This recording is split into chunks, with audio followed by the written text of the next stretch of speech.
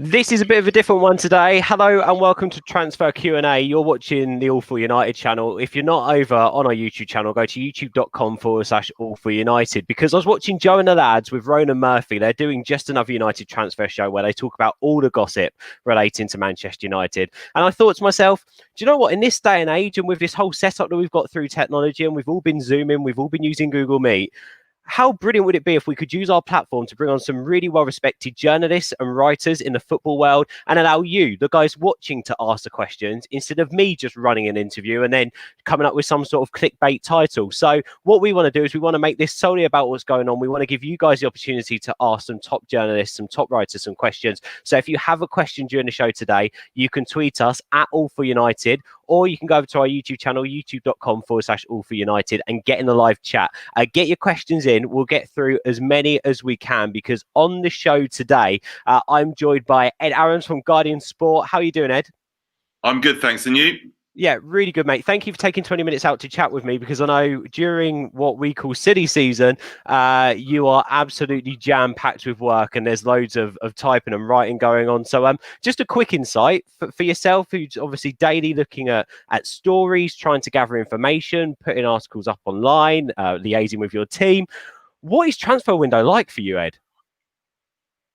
Well, it depends on what happens. At the moment, it is pretty busy, I have to say. I think obviously a lot of teams are trying to get players in quickly before the start of the season, which is, and everything's been quite crazy with on the playing side of things as well for the last few weeks, trying to catch up the time that we've missed. And so the last week has been really busy. But I think once there may be a little bit more of a flurry of activity once, teams, all the European stuff's finished as well. And then the start of the season, and then I think once the season started, it'll probably calm down a little bit, and then you'll probably have again towards in October when the window shuts, it'll probably become a bit crazy again. But yeah, it's very unusual this year.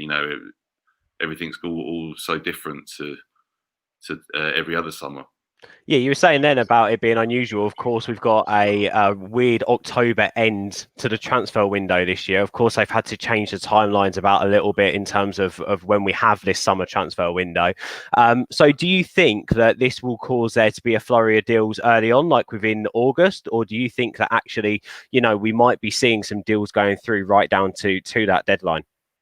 Yeah, I think it'll be a mixture of both, really. Yeah, I think all the way through there should be some, but I think there might be a bit of a lull, like when teams are back in, in pre-season stepping up, like the last couple of weeks before it begins, so, and which is only a couple of weeks away. So they're going to have to get on with it. So, because managers want new players in as quickly as possible, really, but then there's going to be the problem of a lot less money to spend, and it will take a lot of time to filter down. Some moves will happen a lot later, as they normally do. On the last day, there's always a few moves because clubs, finally have to make a decision. So I think, that's just going to happen later now in October, which is, quite a long way into the new season. So it's going to be really interesting to see how that affects everything. Love it. I love transfer season. I think it's so exciting, but the one thing that does do my head in is the amount of information that's out there. You don't know what to believe. And then, of course, we forget that transfers are also going on between clubs. So they're playing games with each other. It's like a big, massive game of chess. So there's so much information out there. Straight away, we have had a comment come through. Sancho. That's all that needs to be said. Now, actually, Ed, I'm going to come back on Sancho because I think we could probably talk 20 minutes straight about Sancho alone. But first of all, I just want to quickly react, if it's all right with you, about Alexis Sanchez leaving. What do you know about that deal as it is in terms of him joining Inter? Is it a free transfer? Is that a big wage bill off the books now for United? What are they going to save? What do you know about Alexis's departure? Oh yeah, it's just it's a free transfer, and they're saving a lot of money, I think, in terms of getting him off the books, because he had 2 years left to go, which up basically £40 million in wages owed to him, and I don't know the exact details of how much United are saving, but they're certainly making a big saving by getting rid of him, and also he's going to vacate the number 7 shirt, which is a very important iconic number for United fans. So I think Sanchez, it's a shame that it hasn't worked out for him. I think he's got a lot to offer as a player potentially, but obviously it never happened for him at Old Trafford. Yeah, and obviously with that grand piano intro video that we all saw to announce him, we were all expecting those expectations to be pretty high, and we were hoping that he was going to become again, like you say, there with a number 7 shirt, a legend of the club. But it's just been a dire transfer for all parties involved, isn't it? So it's good to have him off the books. And you mentioned there with a little grin on your face about the number 7 shirt, because obviously the rumours are, if Jadon Sancho joins Manchester United, that will potentially be his shirt number. Now, Mark has just come in with a question straight up. Sancho, yes or no? We asked Ronan Murphy the other week, who covers a lot of Bundesliga football, and he said he's about 80% that Sancho will join United. Obviously, since then, over the last 2-3 days, there's been briefings from United. There's been different stories in the press. The Dortmund CEO's come out and said that there's been absolutely no talks, not even with an intermediary.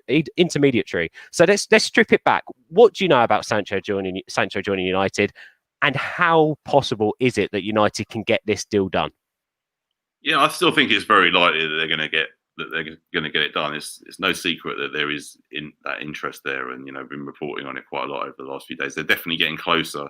But obviously, nothing's been done yet, and both clubs have distanced themselves from it in the last few days. And you have to respect what they say. But I think there is still a confidence that it will get done. Whether it's done in the next few, I was talking about trying to get players in before the new season. Whether that happens or not, I'm not so sure. Whether it will could go on for a while potentially. But I think there is a determination from Solskjaer particularly. I think really wants to bring Jadon Sancho to Old Trafford, and I think I expect that will happen in the end. But the problem is, I think the massive fee that Dortmund want and how it's going to be structured, and whether United can give them enough upfront to make it work. But I think, yeah, as I said before, as we've been reporting all week, my colleague Fabrizio Romano we're confident that the deal is going to get done. And just quickly on briefings and the different bits and pieces that are coming out from both camps. So obviously the Dortmund CEO has actually given an interview. So everything that he has said has actually been quoted from him. But obviously the English press run quite a massive story in circulation. Nearly all English outlets British press outlets, went with it, about the fact that United haven't agreed personal terms, about the fact that United aren't in talks and the deal is a very, very long way off, but really firmed up the interest in United in Sancho. How does that sort of work? How do these stories come about? And in terms of when it comes out after hearing stuff from yourself and Fabrizio that actually personal terms are agreed, they're not a problem. How do fans like us, how are we able to calculate what we believe in what we see? Or is it a case that you've just got to be so patient with these type of deals when there's big money involved? Yeah, I think it's that you've got to be patient, and what we're reporting is stuff that's agreed in preliminary. Obviously, nothing is signed and sealed yet, and we haven't said that in any of the reports. It's just that the personal terms are agreed they've got an initial agreement between the player and his agent, and he would like to. I think he's quite interested in going to United, but at the same time that, as Dortmund said yesterday, if it doesn't work out, I don't think Sancho is he's not gonna go on strike or anything like that. He's a good professional. But yeah, I think it's the clubs are obviously being very cautious, and there's not much money around at the moment as well. That's the key. I think lots of clubs, you saw the announcement from Arsenal yesterday, for example. Mm-hmm. There's financial problems in football and like everywhere else in the economy. So clubs are wary of going in and spending lots of money without it being a properly researched and due diligence on the deal and everything. So yeah, these things take a long time. I think people just have to be patient, really. What do you think that split's going to look like if United and Dortmund come to an agreement? You say there it's probably going to have to be instalments. No club has 120 million euros to just splash right now on one player. Is there any inkling to what that breakdown's got to look like for this deal to potentially happen that will suit United and will suit Dortmund? Or do we believe the reports that actually Dortmund will only accept 120 million euros and United will not pay that? Well, no, so our understanding that the initial fee will be about 90 million, which would be a British record, and then the rest will be made up with add-ons. But and then the initial fee not being paid up front, 90 million, but in instalments as well, which is common in a lot of transfers. Like Arsenal last year when they signed Pepe, which was 72 million. They're playing that in 4 installments, I think. So it's very common in football, and that's the way it works. Really, it's not anything unusual. But I think we'll see in the coming days and weeks how what the actual price is going to be. But that was our understanding that is the outline fee. Yeah, so it will be United willing to pay 90 million euros, but then it will be add-ons for stuff like we've done with Bruno, Ballon d'Or potentially, 3 years of Champions League football. Number of appearances. I mean, I imagine that a lot of them will be really attainable ones that not fan. Maybe something like the Ballon d'Or, but most of them will be goal appearances and things like that, simple things like that. So. More than likely to be with a young player like that, more than likely to be paid. But you never know. Somebody like Ousmane Dembele, I'm not sure the details of his one, but it was a similar sort of fee up front, and then quite a lot of add-ons to Dortmund. And I'm not sure how many of them he'll have paid back because he's not done so well. So it doesn't always work out that it does. I think Lukaku also had quite a lot of add-ons in his deal to United. I'm not sure how much they had to pay in the end. Yeah, I mean, also, Ed, let's not forget. I know when it comes to being a writer and a journalist during transfer season, you're reporting a lot on transfers. But when you're not talking about transfers, you're talking about football because you guys know a thing or two about the beautiful game. So tell us, what do you think? Is Sancho worth that money? Well, I mean, is anyone worth that money, to be honest? But yeah, I mean, he's definitely one of the best young players in the world. That's you just look at the statistics, and if anyone's seen him play, and I'm sure a lot of people have by now because been playing for England, and also obviously Bundesliga is a great league to watch on TV. And I mean, he'd be a really exciting addition to. It'd be great to see him come back to England as well, having learnt his trade really in Germany the last 3 years. And I think he'd do really well. He's really, really, really confident guy, but also very humble. Been speaking to a few people about him in the last week or so, and like people who used to play with him, and seems to be really, he keeps his feet on the ground still, and also interviewed him last year in Dortmund. He was really down to earth, and I think he's got the right sort of temperament to do really well. Yeah, especially at Manchester United, that's so important. The temperament, the mentality, it's a huge part of playing for the club, as we've seen with previous transfers, and we've already spoken about one of them, Alexis Sanchez, and how that sort of worked out. So I think what will be really interesting. So the whole point, guys, of Transfer Q&A is that you get to ask some top football journalists and writers your questions, whether it's on transfers or you want to dig in a little bit more to how the transfer window works as a journalist. Please get your questions in. You can tweet us at All4United, comment on the Periscope video, or if you go to youtube.com/All4United, make sure you hit subscribe, turn on your notifications, and use the live chat to get your questions in. So I'm going to merge a couple of these questions, Ed, because as you can imagine, everyone wants to know whether you think it's going to be done or not. So Mark has said Sancho, yes or no, and Nithin has said on a scale of 1 to 10, what is the probability of the Sancho deal happening? So I'll leave that one over to you. What do you think? Probability? Yeah. I don't want to put a number on it at the moment because these things, negotiations are really complicated. But I think I'm pretty, as we said in the stories, both the clubs as well behind the scenes, I think, are pretty confident that something will get done. So it's just a matter of patience. Yeah. And as you said, there's a lot of money involved. There's a lot of terms that have to be agreed, installments. That's all going to take time. It's not done overnight. It's not like playing FIFA, and I think we've all got to remind ourselves of that. I want to move away from Sancho slightly. We might have some more questions coming, so we might go back. But we spoke about Alexis leaving. We saw a very snore-worthy performance last night from the United second string against us, but that's to be expected. A lot of those players very rusty, haven't played a lot of football since lockdown. But Zidane has said, who else are we looking at other than Sancho? And also, when do you think, well, forget about when do you think Sancho will be done, but who else are we looking at other than Sancho? Because by the looks of it last night, our squad does need freshening up, doesn't it?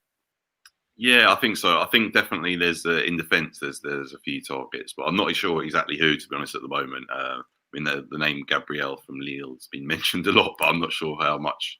I'm always asked about that at the moment, and I don't know anything about it. Well, Fabrizio mentioned that Arsenal are the ones who are actually in talks with Lille, but other than that, it's only interest. Yeah, there's loads of people. There's a lot of Lille players up for sale at the moment. I think they're quite looking to raise a lot of funds. But yeah, there's a lot of, and also right backs. I think they're looking at United of some cover for Wan-Bissaka a bit as well. But I don't think they're that short of it now. They're looking apart from at the back, they're looking that they obviously need probably another centre back. I'd say is the priority now. But in midfield and up front, it's looking pretty solid and very promising. And obviously, potentially a question over De Gea and Henderson, what he's going to do about that as well. That's an interesting one for Solskjaer. On that as well, Ed, sorry, Mark, I'll just leave this with you. Mark says, De Gea or Henderson, what do you think? Who's he go with next season? Well, I think I'd be minded to pick Henderson now, but I think, there's a big loyalty to De Gea, obviously, and he deserves that because he's been there for a long time. And it's a massive decision to drop him. And I think once you drop him once, that's kind of it almost. And also, I think Henderson does look like he's ready, but it's a big step going from Sheffield United to Man United, isn't it? To play, for them as well. But yeah, he does look capable of being the next United keeper. Yeah, no, 100%. And I want to sort of refine a question that Sidan sort of put there about when will Sancho be done. And obviously we've got Mayank as well, who said, will Sancho join United tomorrow? We're obviously not expecting it tomorrow. I'm not going to ask you for a timeline. Yeah, don't think it'll be tomorrow. But in terms of, as soon as United and Dortmund do potentially sit down and there's been talks about an intermediary being used. I think you can maybe hit on that if you think that is correct or not in your answer to this question. But as soon as there's an agreement in place or the installments are right, this deal could actually move pretty quickly, couldn't it? But it's getting to that point that is the walk, so to speak.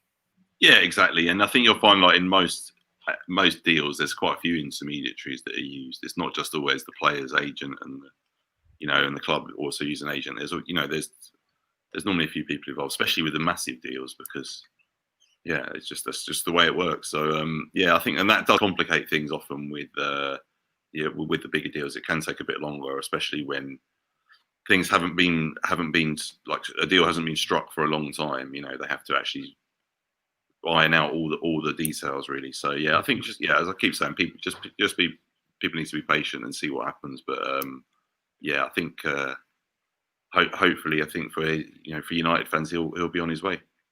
Perfect. And we've got time for just a couple more questions, guys. If you want to get involved, youtube.com/all4united, hit subscribe. We've got a few more of these shows coming up. Jamie Jackson and Chris Winterburn are going to be joining me as well over the next week. And we're going to be doing transfer Q&As with them too. So if you want to, hit that subscribe button, notifications on, and join the live chat and ask your questions. Adash here, Ed, says, do you think that Icardo will be retained on a permanent deal come January? I'm not sure, actually. That's a good question. Yeah, because I think he's done pretty well, but maybe not enough to get a permanent deal. I don't know. Maybe it'll be a short-term deal. I think he would really like to stay. I mean, I'm a big fan of Icardo. I think he's good. He's good. But especially if Sancho did come in, might be difficult for him. But then saying that, it would only be you need somebody else as a backup as a number 9 to Martial, or maybe Rashford as well. Who can play there. Yeah, I think it might be worth a short-term deal. I was going to say Josh King keeps being mentioned as well, so that's a potential maybe if Ollie wants to go that way. I know he likes him. Josh King as well. Lots of the Bournemouth players and are kind of available. I think Josh King is one that is available for a decent fee. So he still obviously started off at United, didn't he? Yeah, coming back, it'd be a little bit of a fee like that. 25-30 million you're talking about. You just got to wait and see. Man United Focus is great show, guys. Mayank has asked again about Gabriel, but I think if you rewind, you can hear Ed's answer to that. So let's do one more here from Nathan, who's got back in touch.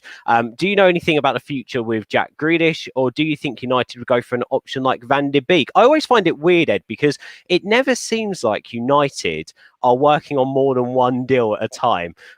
You always get filtered messaging through. I think the last time United were rumoured to sign a group of players was when we done that Schweinsteiger, Schneiderlin, and who was the other player over that weekend before the tour that Ed Woodward and Van Hout signed? I don't think it was Herrera.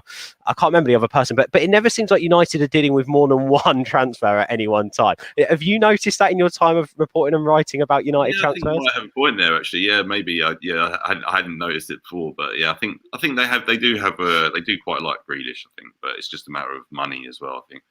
But I think Villa, now that they've stayed up, it's a difficult one, but I think Grealish was quite strong on hinting that he was going to leave, so maybe there is something in the pipeline, but not necessarily with United. But there's quite a few clubs out there who would quite like to take Grealish, I think.